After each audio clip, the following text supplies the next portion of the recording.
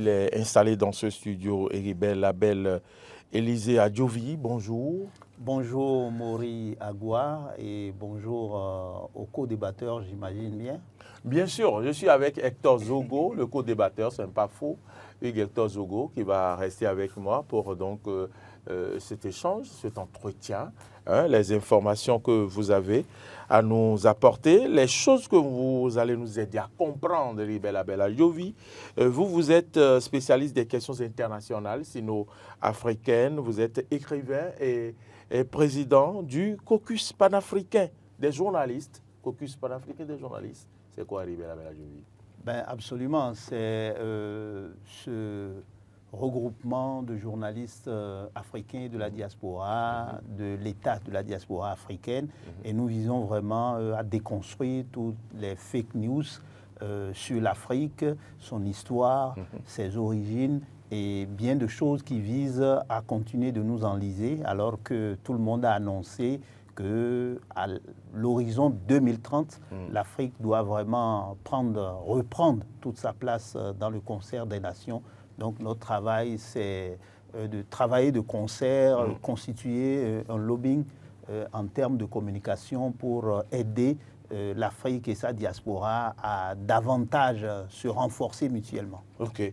Et donc, vous travaillez donc à déconstruire les préjugés aussi sur l'Afrique. Donc, si j'ai bien compris le message, vous êtes dans ce studio pour nous parler donc de cette tournée effectuée par le ministre des Affaires étrangères chinois, son Excellence, Monsieur Wang Yi. Et c'est bien, j'aime bien son nom, Wang Yi. Et donc, du 7 au 11 janvier, pour ceux qui ne le savent pas, 2025, le ministre chinois des Affaires étrangères était en visite officielle en Namibie, au Congo, au Brazzaville, bien sûr, au Tchad et au Nigeria. Dites-nous, la belle Élisée Adjovi, quel est le bien fondé donc, de cette tournée africaine du chef de la diplomatie chinoise? Je vous remercie. Vous savez, depuis 35 ans, c'est une tradition pour la diplomatie chinoise de donner la première visite officielle du patron de la diplomatie chinoise à l'Afrique. Déjà, quand on parle de 35 ans, vous voyez qu'on est en début 90 et en début 90, on est en plein là, au beau milieu de la période des réformes et de l'ouverture en Chine. Mais en fait, pourquoi la première visite du patron de la diplomatie chinoise est réservée à l'Afrique? Et déjà, dès le début de l'année, c'est à cause des rapports étroits qu'il y a entre la Chine et l'Afrique. Je donnerai juste comme petit exemple qu'il y a 54 ans, c'est avec le soutien de l'Afrique que la Chine a pu reprendre sa place au cœur des Nations Unies avec droit de veto en tant que membre du Conseil de sécurité. Cela ne s'oublie pas et je me rappelle comme si c'était hier la conférence de presse du patron de la diplomatie chinoise en mi-mars 2024 à Beijing, en marge des deux sessions. Il était question vraiment par rapport à l'Afrique, comparativement aux autres continents, de parler d'une relation entre l'Afrique et la Chine, de relations au-delà d'amitié, mais de relations entre frères. Et donc, c'est dans ce sens-là que chaque début d'année, le patron de la diplomatie chinoise, cette fois-ci le ministre Wang Yi, qui est quand même, c'est vraiment aujourd'hui, je pense qu'il est tête de peloton des ministres des Affaires étrangères à l'échelle mondiale, un homme posé, mesuré et qui sait de quoi il parle lorsqu'il est question des grands sujets de préoccupation internationale. Et évidemment, cette visite vise également à renforcer la coopération entre l'Afrique et la Chine. Vous savez que depuis 2000, et précisément encore plus pour être plus concret, depuis octobre 2000, septembre-octobre 2000, a été mise en place le FOCAC, qui cette année célèbre ses 25 ans. Et quand on parle des relations entre la Chine et l'Afrique, on parle de relations basées sur la sincérité, parce que il faut agir avec le cœur. Et dans ce sens-là, il n'y a pas de privilège particulier au pays. Les pays sont gérés à égalité. Deuxième volet, il est question de résultats effectifs parce que les promesses qui sont faites à chaque sommet du FOCAC sont respectées et ce qui reste à faire à cause le forum sur la coopération sino-africaine. Septembre dernier, c'était la 9e édition du FOCAC. Vous y étiez? Je n'y étais pas, je revenais à peine puisque je revenais à peine de Beijing avant que le FOCAC n'ait lieu. Voilà. Donc, en dehors de ça, le troisième point, le troisième principe essentiel, en dehors des deux principes que j'ai énumérés tout à l'heure, c'est l'amitié. Une amitié sincère et qui a montré vraiment ses résultats parce que lorsqu'il était question à un moment donné, parce que l'histoire était tue, lorsqu'on était vers la fin des années 80, en novembre 89, il y a eu l'écroulement du mur de Berlin et en décembre 91, la dislocation du bloc soviétique. Les pays occidentaux, à la recherche de l'intérêt, étaient beaucoup plus vers l'Europe de l'Est. Et pendant ce temps, la Chine, et qui était quand même en pleine période d'ouverture et de réforme, est venue au secours de l'Afrique, et un secours qui est resté jusqu'à aujourd'hui, ce qui fait d'ailleurs qu'on se retrouve dans une situation où la Chine a beaucoup d'avance sur ses autres partenaires. Et le dernier point, c'est la bonne foi, parce que lorsque, par rapport au projet retenu de commun accord, il n'y a pas, pour des contingences, on n'arrive pas à réaliser certains projets, la discussion se fait entre partenaires et donc la sincérité, les résultats effectifs, l'amitié, la bonne foi, c'est des piliers essentiels de la coopération entre la Chine et l'Afrique. Soit dit en passant qu'avec le dernier sommet du FOCAC, le 9e en date, la coopération entre la Chine et l'Afrique a été portée au rang de partenariat stratégique. Alors, Héribert Labelle et Lizzie Agiovi, vous êtes donc le président du caucus panafricain des journalistes. De par ce titre et au regard quand même des différentes explications que vous venez de partager avec nous, qu'est-ce qu'on peut fondamentalement retenir au niveau de ces pays-là qui ont été visités par le ministre chinois des Affaires étrangères, son Excellence Monsieur Wang Yi, en termes de gains, voilà, en termes de gains. Est-ce que ces pays gagnent avec cette visite de ministre des Affaires étrangères Wang Yi? C'est la préoccupation de Hector Zogo. Oui, mais c'est tout à fait normal. Cette préoccupation est fondamentale puisque cette tournée africaine du ministre Wang Yi intervient après le dernier sommet du FOCAC qui a eu lieu à Beijing en septembre 2024, où la Chine octroie 50 milliards de dollars dans la cagnotte pour les projets retenus de commun accord, soit dit en passant qu'il avait déjà annoncé le président Xi Jinping en marge du sommet des BRICS à Johannesburg en septembre 2023, 3 nouvelles propositions pour soutenir la coopération avec l'Afrique, à savoir soutenir l'industrialisation de l'Afrique, soutenir l'agro-business et soutenir également la formation des talents. Autrement dit, est-ce que la Chine se retrouve aujourd'hui être le partenaire stratégique le mieux privilégié par l'Afrique?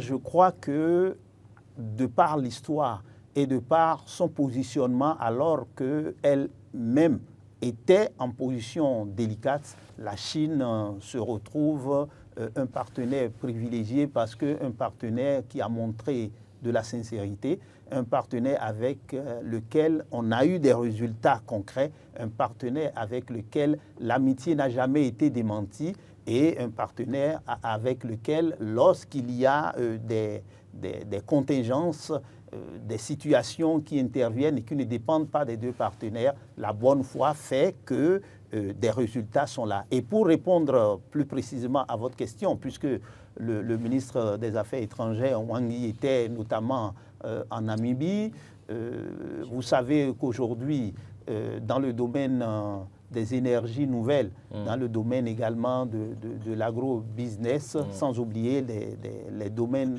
les autres aspects traditionnels, ces deux pays ont beaucoup de projets en commun et ces projets ont été revisités. La Chine a promis faire comme d'habitude pour que ces projets soient réalisés. Après la Namibie, Wang Yi était du côté du Congo-Brazzaville. Et quand on parle du Congo-Brazzaville, n'oubliez pas, le Congo-Brazzaville assure la coprésidence du FOCAC avec la Chine jusqu'à l'horizon 2027. Et il y a un projet phare qu'on peut retenir, c'est vraiment la réhabilitation du chemin de fer Congo-Océan.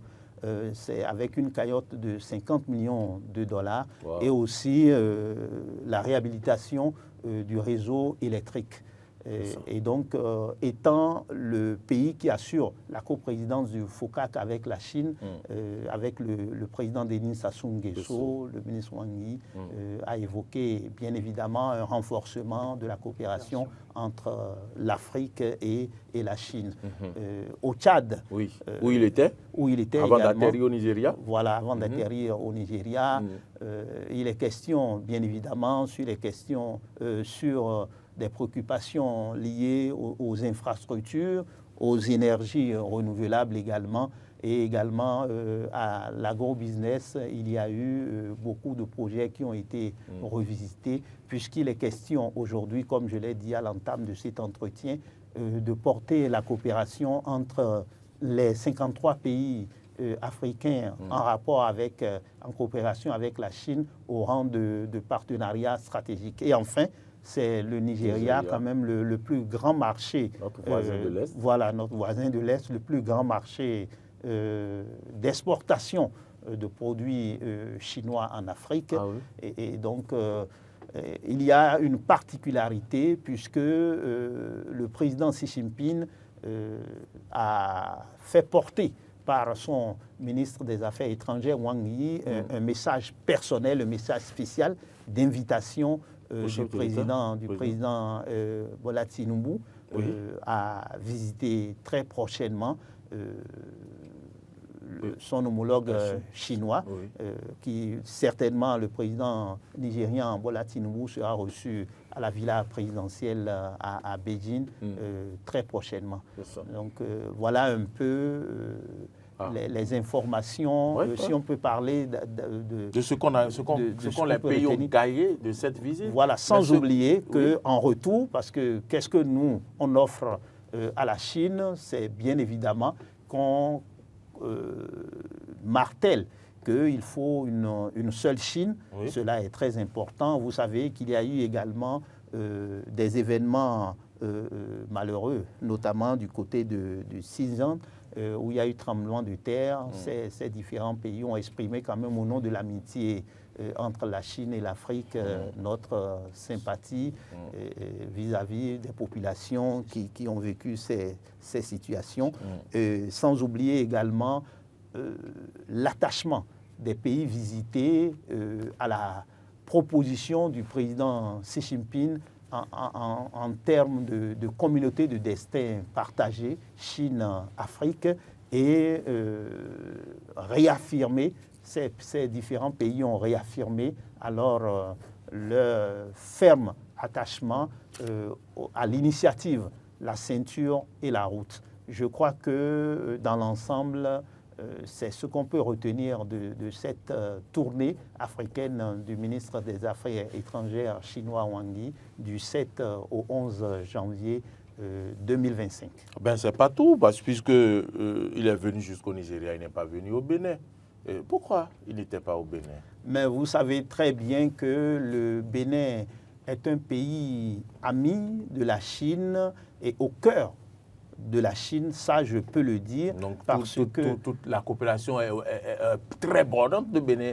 Donc la Chine, donc non, ce n'est pas ça. Pas besoin de chaque année, oui. Le ministre des Affaires étrangères réserve sa première visite officielle à l'Afrique. Et sur les 53 pays, 4 sont visités. Le Bénin a eu son temps.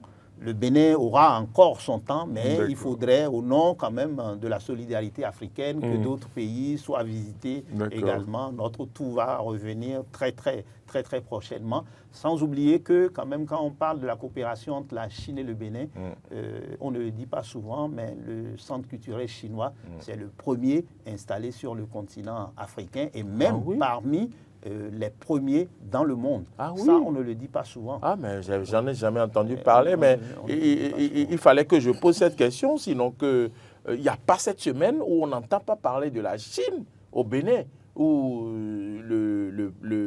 l'ambassadeur de la Chine au Bénin ne sort pas, s'il ne sort pas pour aller dans une activité, il y a des offres pour les Béninois, ou bien on offre des ambulances, on offre des choses. Oui, mais c'est peut-être l'occasion pour dire également que depuis la dernière visite du président Patrice Talon en Chine du 29 août au 1er septembre 2024, la coopération entre nos deux pays a été portée au niveau de partenariat stratégique avec 13 accords à l'appui, notamment dans le domaine de l'économie, de la santé, du numérique et de l'agriculture, tout en précisant que dans le cadre des 3 propositions qui ont été faites par le président Xi Jinping en marge du sommet des BRICS en septembre 2023,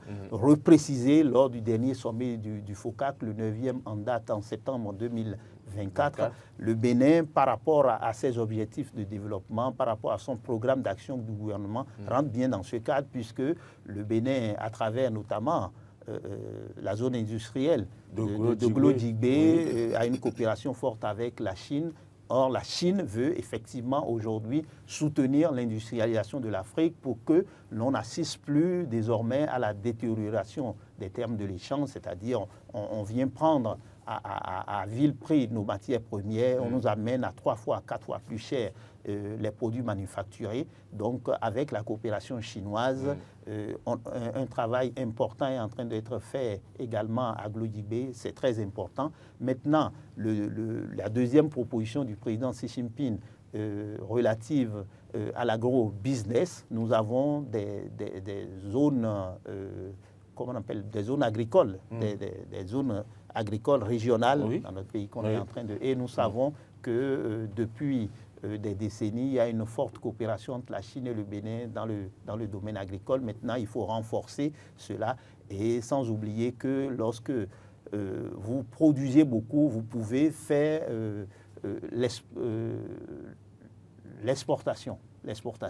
Et donc, à ce sujet-là, vous savez que l'ananas béninois et également le soya est très prisé. Le pain de sucre, l'ananas pain de sucre est très prisé en Chine, et notamment quand il y a les salons, les expositions de Shanghai. Tout à fait. Ça, le Bénin est bien parti, et donc il faudra démultiplier les exemples de produits agricoles qui peuvent vraiment faire partie de produits à exporter sur la Chine. Et le troisième volet, la formation des talents. Et vous savez très bien que le Bénin a pris l'option de privilégier la formation professionnelle, et dans ce sens, il y a une coopération forte avec la Chine, et je pense que sur ces 3 nouvelles propositions du président Xi Jinping, ça cadre bien avec le programme d'action du gouvernement, et dans ce sens, il y a une entente entre nos deux pays pour renforcer davantage notre coopération. Voilà.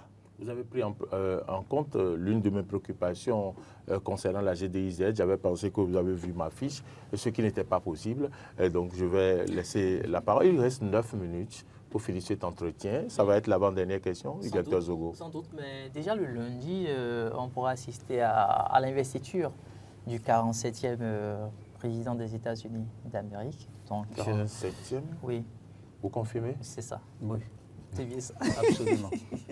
Le 45e qui est devenu 47e. Exactement. D'accord. Donc, le président...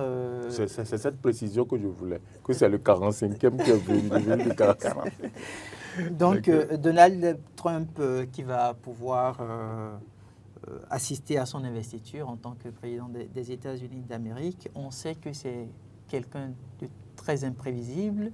Est-ce que ce n'est pas une stratégie pour la Chine aujourd'hui de prendre une longueur d'avance? Le fait Avec cette visite? Avec cette visite que le ministre des Affaires étrangères se retrouve avec. Parce que les différents États qu'il est en train de parcourir sont quand même des États qui détiennent suffisamment de ressources minières. Je pense qu'à la vérité, non. À la vérité, non. Parce que cette visite annuelle du ministre des Affaires étrangères chinois, en l'occurrence son Excellence M. Wang Yi, est prévue. C'est une tradition chinoise depuis 35 ans et ça se passe au Nouvel An. On considère que le Nouvel An sur le continent africain, c'est évidemment janvier. Avec le 1er janvier, il y a eu déjà au niveau des assemblées le vote du budget. Il y a les orientations, les grandes orientations pour la nouvelle année.